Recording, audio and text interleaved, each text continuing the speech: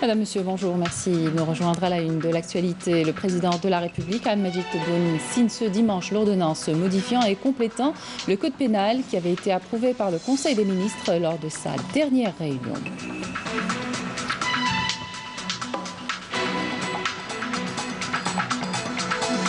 Le point sur la situation épidémiologique en Algérie avec le tout récent bilan des autorités sanitaires qui fait état de 556 nouveaux cas Covid positifs, 451 guérisons et 13 décès.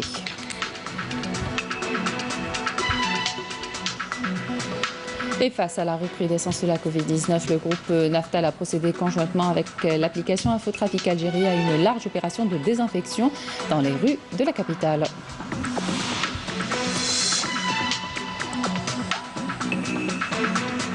On vous fait découvrir à la fin du journal la cité antique Tissilil située à Serrata dans les massifs forestiers de l'extrême sud-est de Djidjel.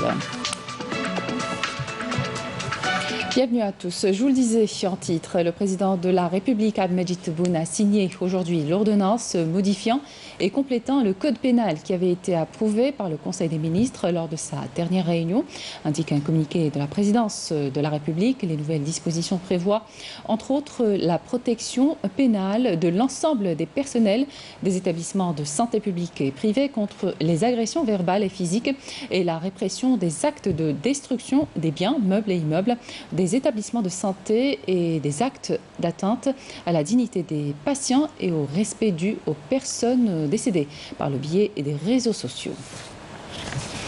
Le président de la République, Abdelmadjid Tebboune, a instruit le Premier ministre Abdelaziz Djerrad pour établir des contacts avec les pays ayant avancé dans la recherche scientifique pour la production d'un vaccin contre la Covid-19 et ce, dans le but d'acquérir ce vaccin en quantité suffisante dès sa commercialisation. Le point justement à présent sur la situation épidémiologique en Algérie avec le tout récent bilan communiqué hier par le comité scientifique de suivi de l'évolution de la pandémie. Écoutez le docteur Jamel Fourar. Aujourd'hui, le samedi 1er août 2020, nous allons vous donner un point de situation de l'évolution de la Covid-19 en Algérie depuis le début de la pandémie à ce jour. Pour ce qui est des principaux indicateurs, au cours de 24 dernières heures, nous avons enregistré 556 nouveaux cas, 272 nouvelles hospitalisations, 451 patients guéris, 64 patients en soins intensifs et 13 décès. Avec la notification de 556 nouveaux cas, l'incidence est de 1,3 cas pour 100 000 habitants au cours des 24 dernières heures. 31 wilayas ont enregistré moins de 10 cas et 17 wilayas ont enregistré 10 cas et plus. Pour ce qui est des décès, nous avons enregistré 13 nouveaux décès au cours des 24 dernières heures. Pour ce qui est des patients hospitalisés au cours des 24 dernières heures, leur nombre est de 272. Pour ce qui est des patients guéris qui ont quitté les établissements hospitaliers à ce jour, le nombre est de 20 988, dont 451 ont quitté les hôpitaux guéris au cours des 24 dernières heures. Pour ce qui est des soins intensifs, nous avons actuellement 64 patients hospitalisés en soins intensifs.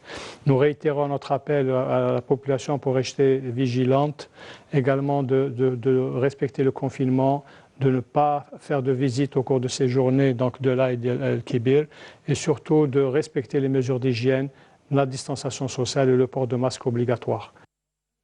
Et face à la recrudescence de la Covid-19, le groupe Naftal a procédé conjointement avec l'application Infotrafic Algérie à une large opération de désinfection dans les rues de la capitale, Raouf Hamouch. Coup d'envoi de l'opération de désinfection dans les rues de la capitale. Le groupe Naftal continue ses larges campagnes de nettoyage pour éviter la propagation du coronavirus. Une action urgente qui intervient dans un contexte de recrudescence de la maladie Covid-19. Une large opération de désinfection a été lancée au niveau de la capitale par l'entreprise Naftal en collaboration avec les associations actives afin de procéder au nettoyage des quartiers comme ici à Bablouet. Quartier, grand boulevard, placettes publiques, tout doit être désinfecté. Cette campagne a été organisée conjointement avec l'application Infotrafic Algérie, qui a mobilisé moyens humains et matériels pour mener à bien cette initiative. Aujourd'hui, Dieu merci, avec l'intervention du groupe Naftal, nous avons pu désinfecter les rues de la capitale grâce aux efforts fournis par les deux parties. Le respect des mesures barrières doit rester de mise. C'est la seule façon pour arriver à éradiquer le virus. Et depuis le début du confinement, le chiffre d'affaires des commerces a baissé. C'est le cas des boucheries qui ont saisi l'occasion de Eid al-Adha pour faire un peu de profit. Une reprise lente puisque cette année, beaucoup d'Algériens ont découpé les carcasses des moutons à domicile tandis que d'autres ont préféré ne pas acheter carrément de moutons pour des raisons de sécurité sanitaire. Regardez ce reportage, il est signé Sarah Delbel.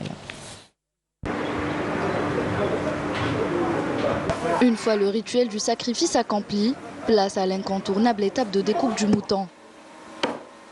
Au deuxième jour de l'Aïd, rares sont les boucheries qui sont restées fermées. Et pour cause, c'est l'occasion pour ces commerces d'augmenter leur chiffre d'affaires, sachant que la découpe d'une seule carcasse varie entre 2000 et 3000 dinars. Néanmoins, cette année, les échoppes de bouchers subissent moins de pression en raison de la crise sanitaire.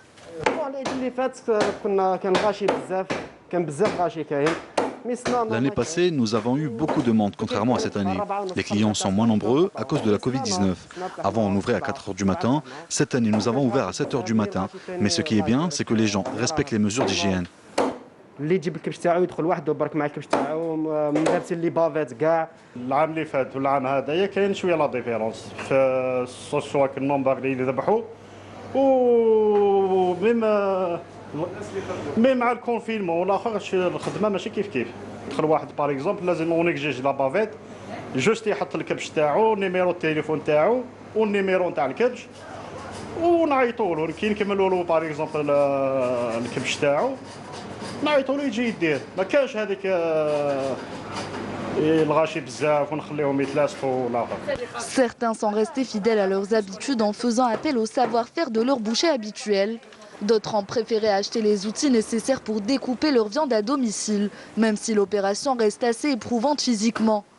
Bon, on a maintenu les traditions comme chaque année, même avec le Covid-19 ou là, on a réussi à maintenir parce que j'ai mon propre boucher, oui, j'ai l'habitude de venir comme chaque année. Même les mesures de sécurité, ils sont respectés et tout, on maintient toujours.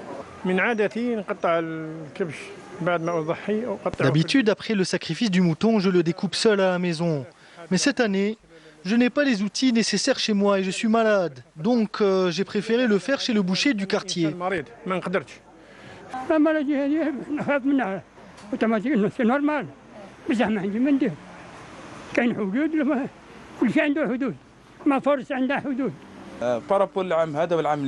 Cette année, les gens ont préféré acheter le matériel nécessaire pour découper le mouton chez eux, au lieu de faire la queue devant les boucheries, afin d'éviter les attroupements. Nous avons eu un plus grand nombre de clients cette année. Cette année, la tendance s'inverse. Les familles optent pour la découpe à domicile à cause de la conjoncture sanitaire. Le faire chez soi reste évidemment la meilleure manière d'éviter tout risque de contamination. Nettoyer les peaux de moutons pour en faire un tapis, une tradition de grand-mère qui n'a plus la cote. Un constat visible au lendemain du rituel du sacrifice. Les peaux atterrissent dans les ordures, elles sont même jetées anarchiquement. Et les agents de propreté expriment leur désarroi devant ces pratiques qui aggravent la situation sanitaire déjà compliquée par la propagation de la Covid-19. Reportage Menel Ladjel, le commentaire est signé Abdelmajid Banqassi. La récupération des peaux de moutons et autres bêtes sacrifiées durant la fête de l'Aïd al-Adha reste encore un véritable problème. Lancée cela fait quelques années, l'initiative de la collecte des peaux semble être mise en veilleuse. La preuve, ce cuir qui devait atterrir dans les tanneries est jeté n'importe où et n'importe comment. C'est le constat que nous avons fait en parcourant certains quartiers de la capitale.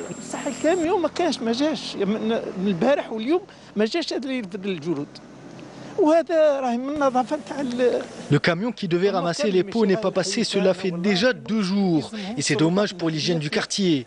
Il faut que les autorités s'occupent de cette question. Personne ne respecte les instructions. Les peaux devaient être mises dans des sachets en plastique, mais rien n'est fait. On jette les peaux n'importe où. Regardez, toutes les peaux sont jetées ici. Cependant, malgré cette anarchie, les agents du nettoiement de la ville d'Alger essayent tant bien que mal de récupérer ces mêmes peaux.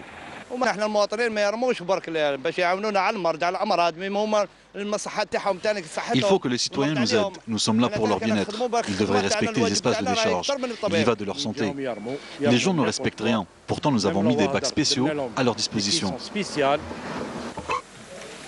Et au bout, bien sûr, la protection de la santé humaine et de l'environnement, en plus de l'intérêt proprement économique. La commune d'El Mnera, dans la wilaya de Gardaya, vient de bénéficier d'une nouvelle centrale électrique à turbine à gaz. Elle dispose d'une capacité de 11 000 volts. Nessima Imloul. Une nouvelle centrale électrique réalisée à Mnera pour renforcer les capacités de production d'énergie électrique des 33 autres centrales qui existent au niveau des régions du Sud, ouvrant ainsi de nouvelles perspectives pour l'amélioration des conditions de vie des populations de la localité.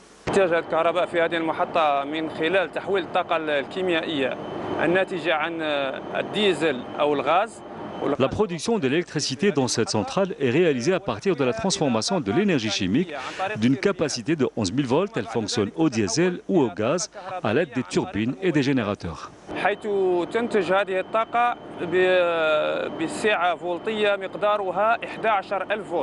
Un plan de travail exceptionnel a été placé au niveau de cette centrale électrique pour mettre fin au délestage et coupures d'électricité qu'a connu les habitants de la commune d'El Mnera et des régions limitrophes, notamment durant cette période estivale en pleine crise sanitaire.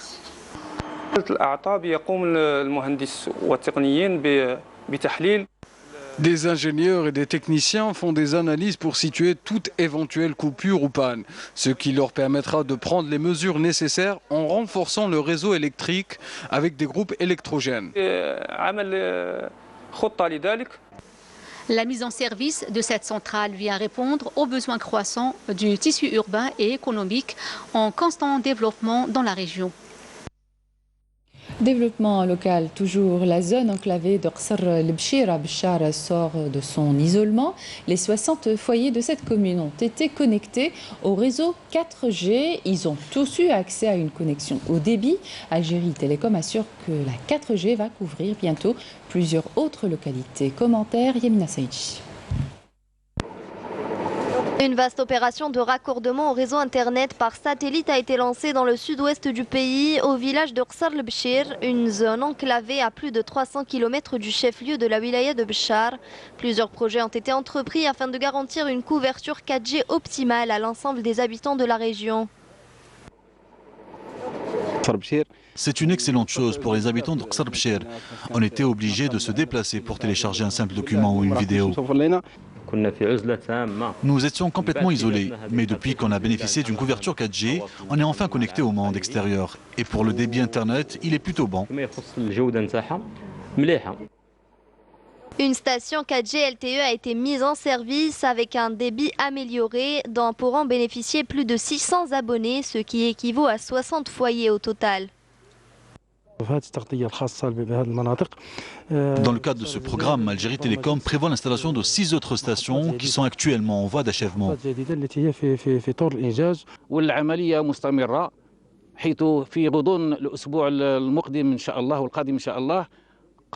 L'opération se poursuit. La semaine prochaine, les 2 autres villages vont pouvoir bénéficier de nouvelles stations 4G LTE. 96% de la wilaya de Béchar est désormais raccordée au réseau 4G, notamment grâce aux 38 stations réparties sur l'ensemble de la wilaya, dont 18 sont réservées aux zones enclavées. Nous avons appris aujourd'hui le décès d'un monument du football algérien, Saïd Amara, membre de la glorieuse équipe du FLN à l'âge de 87 ans.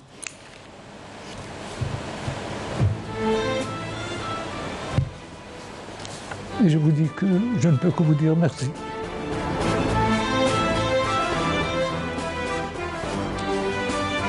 Nous présentons nos condoléances à la famille du défunt. Inna lillahi wa inna ilayhi raji'un. Et nous vous invitons à présent à découvrir la dernière interview exclusive qu'a accordée le défunt Saïd Amara à Canal Algérie début du mois de juillet. 22 ans. Vous avez votre promotion sociale qui s'améliore. Vous avez les journaux qui parlent quotidiennement de vous. Tout le reste à vos côtés, c'est rien. J'avais un ballon dans la tête, moi. Mais entre-temps, en 58, j'étais conscient de ce qui se passait chez nous, avec ces militaires qui étaient débarqués là-bas, ces légionnaires, ces flashs qu'on voyait à la télévision, ce que j'entendais, ce que je recevais par lettre, a fait de moi, plus les insultes que je commençais à avoir quand on faisait un mauvais match ou la mauvaise passe, ça le fait la gare, retourne à ton pays. Alors, au fond de vous-même, ces choses, il y a une sorte de répulsion. Vous dites, mais qu'est-ce qui se passe? Et d'un autre côté, je voyais d'autres qui souffraient. J'ai dit, je n'ai pas le droit de rester, moi, à l'écart. L'essentiel de l'actualité à l'étranger, en bref, avec Karim F. Au moins 15 enfants et une femme sont morts dans une crue éclair vendredi soir dans un village de l'est de l'Afghanistan. Des dizaines de maisons ont été détruites également dans la province de Nangarhar, où des humanitaires étaient sur les lieux pour aider la population. Les catastrophes dues à des crues sont fréquentes dans ce pays, en particulier dans les zones rurales pauvres, où de nombreuses maisons fragiles s'écroulent lors de fortes pluies.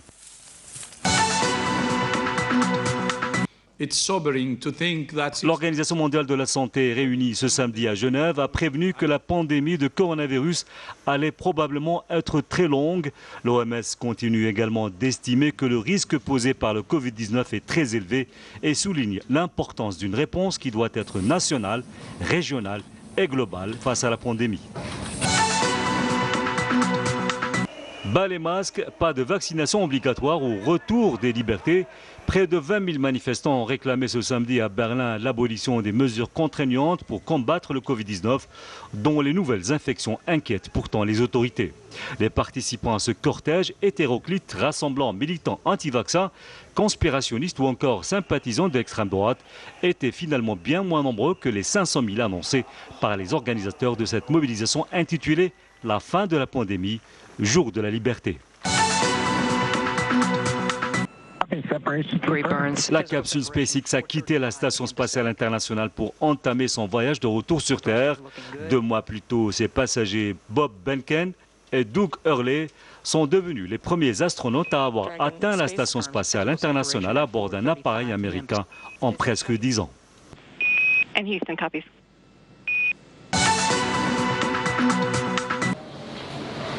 Kirin Saikan, un restaurant chinois qui ne désemplit jamais à l'heure du coronavirus.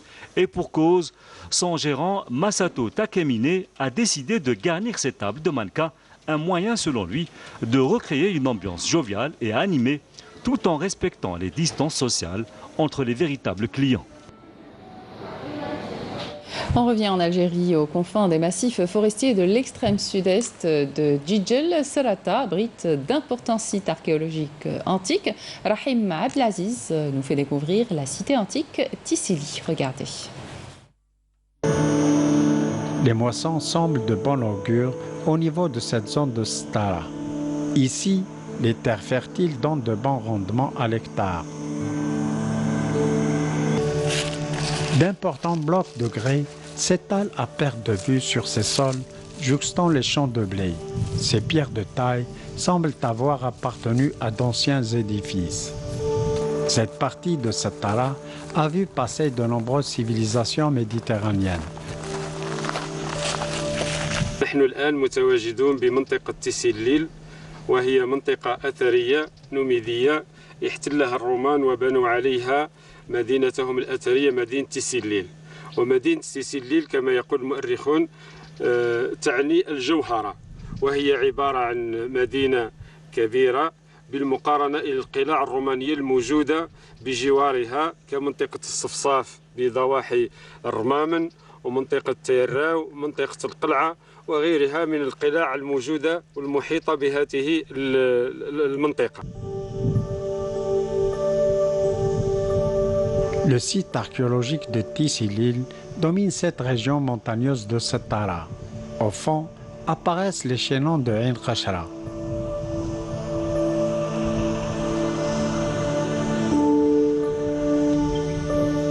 Les pierres de taille apparente sont de bonne facture.